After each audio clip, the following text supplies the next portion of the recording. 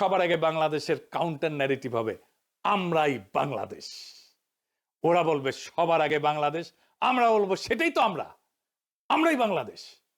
এখানে কোনো ঝগড়া নাই, এখানে কোনো কনফ্রন্টেশন নাই, এখানে কোনো কন্ট্রাডিকশন নাই, এখানে আছে কমপ্লিশন, সম্পূর্ণতা। বিএনপি বলছে কি আগে, আমরা বলছি ওইটা আসলে কি, কেন আমরাই বাংলাদেশ। বিএনপির সবার আগে বাংলাদেশ স্লোগানকে আমরাই বাংলাদেশ স্লোগান সুপারসিড করে যাবে। এখানেই মূল খেলা। আমি এখানে কয়েকটা দিক ব্যাখ্যা করব। 11 দলের নির্বাচনে ঐক্য হয়েছে, আলহামদুলিল্লাহ। এইটা আরো ভালোভাবে হইতে পারতো, কিন্তু হয় নাই। যাই হোক, অসুবিধা নাই। এই জোটকে এখন বিজয় হইতে হবে। বিজয়ী হইতে পারলে এটা বাংলাদেশের গেম চেঞ্জার হবে, ইতিহাস বদলায় যাবে, বাংলাদেশের রাজনীতি বদল হয়ে যাবে চিরজীবনের জন্য। বাংলাদেশের মানুষ সত্যিকারের আজাদি পাবে। 11 দলের নির্বাচনে ঐক্য জিতে যাবে, হ্যাঁ জিতে যাবে। এইটা কওয়া যেতে পারে পিস অফ কেক, আপোষে ঘটতে পারে, যদি তারা রাইট স্ট্র্যাটেজি নিয়ে মাঠে থাকতে পারে। আর মাত্র 3টা সপ্তাহ। নতুন বাংলাদেশের দিশা দেখাইতে হইলে আপনার একদম নতুন স্ট্র্যাটেজি নিয়ে আগাইতে হবে। আমার স্ট্র্যাটেজি কলে ফুল প্রুফ, বন্দুকের গুল্লি মিস হইতে পারে, আমার স্ট্র্যাটেজি মিস হবে না। কিন্তু মুশকিলটা হইতেছে, আমি যেহেতু জোটের কেউ না, আমি তো হরিদাস পাল, তাই আমার এই ইউটিউব বানাই কইতে হইতেছে যে কেমনে এই স্ট্র্যাটেজিটা ইমপ্লিমেন্ট করবে। তাদের একটা মুশকিল আছে, এটা তো যায় না যাবে প্রতিপক্ষ। আসলে প্রতিপক্ষ যায় না যায় বা বুঝা যায় আপনি কোন স্ট্র্যাটেজি নিতেছেন, এটা প্রতিপক্ষের বুঝতে তো সময় লাগবে না, তাই না? একেবারে বেকুব না হইলে। তাই এই স্ট্র্যাটেজি কয়া দিলেও অসুবিধা নাই। 11 দলীয় জোট এটা যদি অনুসরণ করে ভালো, না করলেও সমস্যা নাই। অনেকে শিখা যাবেন কেমনে জাতীয় ইলেকশনে জিতে আসতে হয়। নির্বাচন আসলে অগলের মাথায় আসে একটা নির্বাচনে ইস্তেহার বানাইতে হবে, লেখা লাগবি। 2018 সালের ইলেকশনে তখন ঐক্যফ্রন্টের ইলেকশন কাজ করতেছি লুকায় থেকে, মানে আন্ডারগ্রাউন্ডে থেকে। আমি ঐক্যফ্রন্টের বুঝাইতে পারলাম না যে ইস্তেহার একটা ভুয়া জিনিস। ইস্তেহার আপনারে ইলেকশনে জেতায় না, জেতায় অন্য কিছু। এই ভূখণ্ডের রাজনৈতিক ইতিহাসে 2টা নির্বাচন ফেনোমেনাল হয়েছে। একটা 70-এর নির্বাচন আর 91 নির্বাচন। একটা মুজিব জিতছিল, আর একটা জিতছিল খালেদা জিয়া। মুজিবের 70-এর নির্বাচনে জিতাইছিল কি কন্ত 6 দফা স্বায়ত্তশাসন, তাই না? 91 খালেদা জিয়া জিতাইছিল কি? উনার একটাই কথা, ওদের হাতে গোলামির জিনজির, আমাদের হাতে স্বাধীনতার পতাকা। এই কথাটা, এই যে 6 দফা আর স্বাধীনতার পতাকা, এটা কি নির্বাচনী ইস্তেহারে লেখা ছিল? না, লেখা ছিল না। তাহলে এটা কি যা এত সিম্পল, এত ছোট, অথচ এত পাওয়ারফুল? কি এটা? এটা হইতেছে স্ট্র্যাটেজিক ডক্ট্রিন। নতুন কথা মনে হইতেছে, আগামী নির্বাচনে 11 দলের স্ট্র্যাটেজিক ডক্ট্রিন লাগবে একটা, যদি জিততে চায়। আজকাল আলাপ সেই স্ট্র্যাটেজিক ডক্ট্রিন নিয়ে আসেন। আগে বুঝে নি কেন স্ট্র্যাটেজিক ডক্ট্রিন ইস্তেহারের চাইতে অনেক বেশি গুরুত্বপূর্ণ, আর স্ট্র্যাটেজিক ডক্ট্রিন আসলে কি, এর হাতি না ঘোড়া। আসেন আল্লাহর নামে শুরু করি। ইস্তেহার হইতেছে নির্বাচনের আগে দেওয়া প্রতিশ্রুতির তালিকা, কি কি করা হবে তার ঘোষণা, মূলত ভবিষ্যৎ নির্ভর। আর স্ট্র্যাটেজিক ডক্ট্রিন হইতেছে রাজনীতিকে দেখার দৃষ্টিভঙ্গি, ক্ষমতার উৎসকে সেটা নির্ধারণ করা, রাষ্ট্র কার জন্য, তার স্থায়ী উত্তর একটা স্ট্র্যাটেজিক ডক্ট্রিন। ইস্তেহার বলে কি করব, ডক্ট্রিন বলে কেন করব আর কার জন্য করব। মানুষ এই সমস্ত ইস্তার ফিস্তার বিশ্বাস করে না, পড়েও না। রাজনৈতিক দলের কর্মীরাও পড়ে না, কারণ সারা দুনিয়ার বাস্তবতা হইতেছে প্রায় সব দলই একই প্রতিশ্রুতি দেয়। চাকরি দেব, বেকারত্ব কমাবো, দাম কমাবো, দুর্নীতি কমাবো, কিন্তু মানুষ জানে এগুলো ভুয়া, কিছুই হবে না, কিছুই পূরণ হবে না। ফলে ভোটাররা এই সমস্তকে পাত্তা দেয় না। কিন্তু ডক্ট্রিন ইস্তেহারের এই সীমাবদ্ধতা ভেঙে ফেলে। ইস্তেহার যাচাই হয় ক্ষমতায় গেলে, ক্ষমতায় যে সে করলো কিনা। আমি কিন্তু আওয়ামী লীগের ইস্তেহার নিয়ে বেশ কয়েকটা এপিসোড করছি যে ওরা কোনোটাই কিছু করে নাই, বাস্তবায়ন করে নাই। কিন্তু ডক্ট্রিন যাচাই হয় ভোট দেওয়ার আগেই। ডক্ট্রিন মানুষকে প্রশ্ন করায়, আমি কি এই ডক্ট্রিনের মধ্যে নিজেকে দেখতে পাই? এই দল আসলে আমাকে কি মনে করে? মানুষ ইস্তেহার বিশ্বাস না করলেও ডক্ট্রিনকে চিনতে পারে। ইস্তেহার হয় পরিস্থিতি নির্ভর, আর ডক্ট্রিন সময় স্বাধীন। জিনিসপত্রের দাম বাড়লে ইস্তেহার বদলাবে, যুদ্ধ হইলে ইস্তেহার বদলাবে, কিন্তু ডক্ট্রিন বলে যে পরিস্থিতি আসুক ক্ষমতার কেন্দ্রটা বদলাবে না, ভোটাররা তাতে নিরাপত্তা পায়। ইতিহাস বলে যে দল ডক্ট্রিনে যেতে সে নির্বাচনে যেতে। নির্বাচনের মাঠে ডক্ট্রিন কি করে? 1 নাম্বার, ভোটকে একটা ডিল থেকে ঘোষণা বানায় দেয়। ইস্তেহার, আমি ভোট দিচ্ছি কারণ তুমি দিবা আমারে, তাই তো? আর ডক্ট্রিন বলে আমি ভোট দিচ্ছি কারণ আমি জানি ও আমি কে তার কাছে। 2 নাম্বার, প্রতিপক্ষের কথা কেউ নিজের করে নেয়।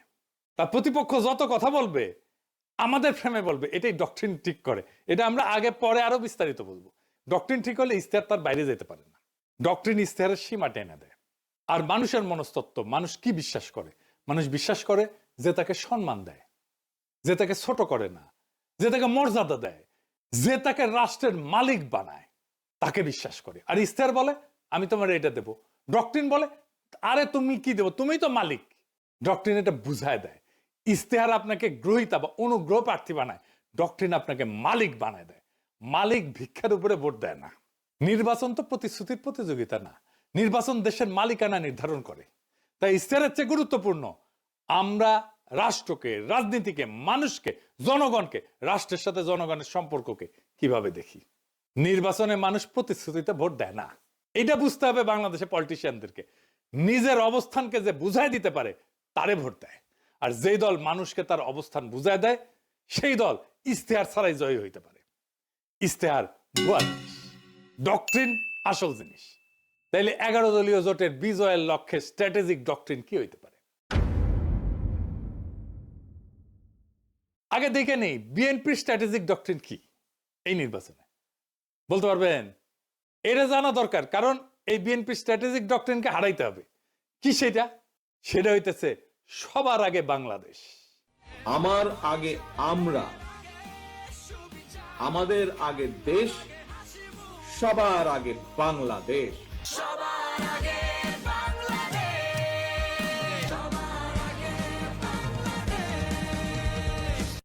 দেখেছেন উনারা সচেতন ভাবে করছেন কিনা এটা উনারাই বলতে পারবেন। তবে এইটা একটা plain and pure strategic doctrine বিএনপির। সবার আগে বাংলাদেশ এটা কেবল স্লোগান না, এটা একটা ডক্ট্রিনাল স্টেটমেন্ট। এইটাই ক্ষমতার উৎস নির্ধারণ করে। তাহলে এই ডক্ট্রিনাল স্টেটমেন্টের সমস্যা বের করতে হবে। সমস্যাটা কি এই স্লোগানের? সমস্যা বের করতে পারলে এইটারে ফাইট করা সহজ। আর এইটারে ফাইট করতে পারলে বিএনপি পুরা ক্যাম্পেইন কোলাপস করবে। আসেন এটা দেখে নিই, আমরা বিস্তারিত খুঁটায় খুঁটায় দেখব। তাইলে বুঝবেন এই সরল কথার মধ্যে কি গরল লুকায় আছে। গরল মানে জানেন তো, বিষ বিষ বিষ। তো দানের শীষের এই ডক্ট্রিনে কি বিষ লুকে আছে সেটা আমরা খুঁজে দেখি। সবার আগে বাংলাদেশ মানে বাংলাদেশ নামে একটা বিমূর্ত সত্তা আছে। সেই সত্তার যে স্বার্থ সেটা জনগণের উপরেও প্রাধান্য পাইতে পারে। অর্থাৎ জনগণ আগে না, রাষ্ট্র আগে। এটা একটা স্পষ্ট স্টেট ফার্স্ট ডক্ট্রিন। এটা শাসনের বৈধতা তৈরি করে। এই স্লোগান দিয়ে বলা হয় দেশের স্বার্থে সব কাজ করা হবে, ফলে অধিকার সীমিত করা, মত প্রকাশ দমন করা, কঠোর সিদ্ধান্ত নেওয়া, দমন পীড়ন করা সবই নৈতিকভাবে বৈধ হয়ে যায়। হাসিনার মতো। হাসিনাও এই একই ধরনের ডক্ট্রিনে বিলিভ করত, বিশ্বাস করত। এটারে বলা হয় ইংরেজিতে ইনস্ট্রুমেন্টাল লেজিটিমেসি ডক্ট্রিন, মানে উদ্দেশ্যের নামে পদ্ধতির বৈধতা। মানে উদ্দেশ্য হইতেছে আগে রাষ্ট্র, সবার আগে বাংলাদেশ। সেই জন্য ওই সবার আগে বাংলাদেশকে রাখার জন্য যা যা পদ্ধতি আমি অ্যাপ্লাই করব সব বৈধ, সব সহি। এইটা জনগণকে সাবজেক্ট না অবজেক্ট বানায়, মানে জনগণ আর মালিক থাকে না, শাসিত হওয়ার বস্তু বানায় ফেলে। এই ফ্রেমে দেশ উপরে, জনগণ নিচে। জনগণ দেশকে সেবা দিবে, সেবা। জনগণ এখানে রাষ্ট্রের মালিক না, রাষ্ট্রের উপকরণ। এইটাকে প্যাটার্নালিস্টিক ডক্ট্রিনও বলা যায়, মানে অভিভাবক সুলভ শাসন ডক্ট্রিন বা অভিভাবকত্ববাদী রাষ্ট্রনীতি। এটা মানে কি? রাষ্ট্র নিজেকে জনগণের অভিভাবক মনে করে, আর জনগণকে দেখে অপ্রাপ্ত বয়স্ক, বুঝে না, নতুন, অক্ষম হিসাবে। এই এই সোনামণি বসো, জান তুই টেকে হ্যাঁ নয় নতুন নতুন। যাদের হয়ে রাষ্ট্র ভালো বুঝে সিদ্ধান্ত নেয়। এই ডক্ট্রিনে জনগণ মালিক না, তত্ত্বাবধানে থাকা ব্যক্তি, যার সম্মতি প্রয়োজনীয় না, আনুগত্যই যথেষ্ট। প্রশ্ন করাকে দেখা হয় অকৃতজ্ঞতা হিসেবে। Paternalistic doctrine. বোঝা গেছে হাসিনা বলতো অকৃতজ্ঞ জাতি। এইখানে রাষ্ট্র বলে তোমার চেয়ে আমি বেশি বুঝি, আমি সবচেয়ে বেশি বুঝি। এই অভিভাবকত্ববাদী রাষ্ট্রনীতি এমন একটা শাসন দর্শন যেখানে জনগণ নাগরিকরা রাষ্ট্রের সন্তান। সন্তান বললে ভালো শোনায়, আসলে ওই অর্থে না আর কি, মানে অপ্রাপ্ত বয়স্ক জনগণ। দেখেন সবার আগে বাংলাদেশের ডক্টরিন কিন্তু পাল্টায় না কখনোই। মানে ধরেন যুদ্ধেও একই থাকে, সংকটেও একই থাকে, দমনেও একই থাকে। যুদ্ধও মানাবে, এটা সংকটও মানাবে, দমনেও মানাবে, কারণ দেশের জন্য সব যুক্তি খাটে। এটি ডক্টরিনের লক্ষণ। ডক্টরিন হয়ে উঠতে হইলে এরকম যে কোনো পরিস্থিতিতে এইটা কাজে লাগবে। এটা সীমা টানে না, ক্ষমতাকে অসীম কইরা দেয়। এই স্লোগানে কোথাও বলা নাই কি করা যাবে না, জনগণ কখন না বলবে, ক্ষমতার সীমা কোথায় বলা নাই। ক্ষমতা নিজেই তার সীমা ঠিক করে। এটা আনচেকড সোভার্নিটি ডক্ট্রিন, সীমাহীন সার্বভৌমত্বের ডক্ট্রিন। এইটা নিয়ন্ত্রণহীন সার্বভৌমত্ববাদী রাষ্ট্রনীতি। রাষ্ট্র নিজেই নিজেকে চূড়ান্ত ক্ষমতার উৎস মনে করে, যার উপরে জনগণের সম্মতি, জনগণের জবাবদিহিতা চাওয়ার অধিকার, এমনকি জনগণের এটা সীমা ঠিক করে দেওয়া, এটা কাজ করে না। এই ডক্ট্রিনে ক্ষমতার উপরে কোনো কার্যকর নিয়ন্ত্রণ থাকে না। রাষ্ট্রের স্বার্থ সব প্রশ্নের ঊর্ধ্বে। নাগরিক অধিকার এখানে শর্ত সাপেক্ষ হয়ে যায়। রাষ্ট্র বলে আমি সিদ্ধান্ত নেব, সীমা আমি ঠিক করব, তুমি কোন তেজপাতা, তুমি কোন। তার মানে সবার আগে বাংলাদেশ কোনো আবেগী স্লোগান না, এটা এমন একটা স্ট্র্যাটেজিক ডক্ট্রিন যা রাষ্ট্রকে জনগণের উপরে স্থাপন করে এবং ক্ষমতাকে সীমাহীন বৈধতা দেয়। তাইলে এই সবার আগে বাংলাদেশ এই স্লোগানের স্ট্র্যাটেজিক ডক্ট্রিনকে হারাইবেন কেমনে? এই প্রথম কৌশল হইতেছে এটাকে আক্রমণ করা যাবে না। আক্রমণ না করে হারানো যায়, খুব চমৎকার ভাবে হারানো যায়, অপরূপ ভাবে হারানো যায়, মোলায়েম ভাবে হারানো যায়। কারণ আপনি এটা ব্যাখ্যা করতে পারবেন না এখন কেন এটা খারাপ। আপনি জন ধরে বুঝাইতে পারবেন না, টাইম নাই, কইতে পারবেন না বুঝিছো এই স্লোগান কিন্তু তোমার স্লোগান। তাই এইটার কৌশল অন্য। কি সেই কৌশল? এই স্লোগানকে গ্রহণ করতে হবে। আমরা এটাকে গ্রহণ করতেছি কারণ রাজনীতিতে যে স্লোগান জনগণের মনে কিছুটা ঢুকে গেছে, সেটাকে ভাঙা সহজ হয় না, কিন্তু সেটাকে নতুন অর্থ দিতে পারলে জেতা যায়। আমরা এটাকে নতুন অর্থ দেব, তাহলে কি হবে? Counter narrative. কিভাবে আমরা এই কথাটাকে নতুন মিনিং দিতে পারবো, নতুন অর্থ দিতে পারবো? তাহলে আমাদের এমন একটা স্লোগান আবিষ্কার করতে হবে যেই স্লোগানের মানে এই বিএনপির স্লোগান সবার আগে বাংলাদেশের স্লোগানের অনিবার্য পরিণতি বলে মনে হয়, ডেস্টিনি বলে মনে হয়। কি হইতে পারে সেটা? কেমনে, কিভাবে এটাকে সুপারসিড করে যাবে? আসেন সেটা বুঝে দেখি, খুব মজা লাগবে। প্রথমে দার্শনিক ব্যাখ্যা, মানে পলিটিক্যাল ফিলোসফির ব্যাখ্যা। বাংলাদেশ জমি না, পতাকা না, সংবিধানে কাগজ না, বাংলাদেশ হলো মানুষের সমষ্টিগত রাজনৈতিক অস্তিত্ব। এখান থেকে আসে জনগণের সার্বভৌমত্ব। মানুষ মানে রাষ্ট্রের মালিক। তাই আমরাই বাংলাদেশ কোনো আবেগী কথা না, এটা সার্বভৌমত্বের ঘোষণা। বিএনপি দেশকে একটা বাইরের বস্তু হিসেবে দেখে, আমরা দেশকে নিজেদের পরিচয় হিসেবে দেখি। 2 নাম্বার রাষ্ট্রনৈতিক ব্যাখ্যা বা স্টেট লজিক। বিএনপির ফ্রেম রাষ্ট্র আগে, রাষ্ট্র সিদ্ধান্ত নেয়, মানুষ উপকারভোগী। আমাদের ফ্রেম মানুষ আগে, মানুষ সিদ্ধান্ত নেয়, রাষ্ট্র মানুষের যন্ত্র। এইখানে ক্ষমতার কেন্দ্রটা বদলায় যায়। এইটাকে বলে সাবজেক্ট শিফট। বিএনপি বলে আমরা দেশ চালাবো, আমরা বলি আমরাই দেশ। এই অবস্থান থেকে কাউকে হারাইতে গেলে বলতে হয় তুমি দেশ না। এইটা তো সে বলতে পারবে না। রাজনীতিতে এর চেয়ে আত্মঘাতী কথা আর নাই। 3 নম্বর হইতেছে পলিটিক্যাল স্ট্র্যাটেজির ব্যাখ্যা। এটারে বলা হয় ক্লাসিক ফ্রেম হাইজ্যাকিং। বিএনপি যতবার বলবে সবার আগে বাংলাদেশ, ততবার তারা আসলে বলবে আমরা আগে।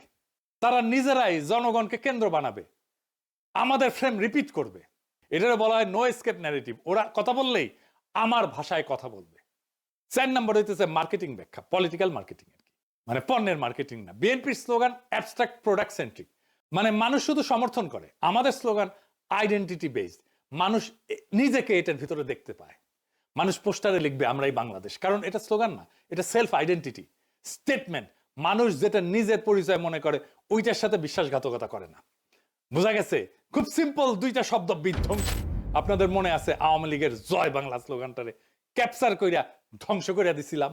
আগে ক্যাপচার করছি, তারপরে ধ্বংস করে দিছি, ডেস্ট্রয় করে দিছি। বেশি দিন আগের কথা না, মনে আছে না? যেই স্লোগান তাদেরকে উদ্দীপ্ত করার কথা, সেই স্লোগানটাকে আগে ক্যাপচার কইরা ধ্বংস করে দিছিলাম একেবারে।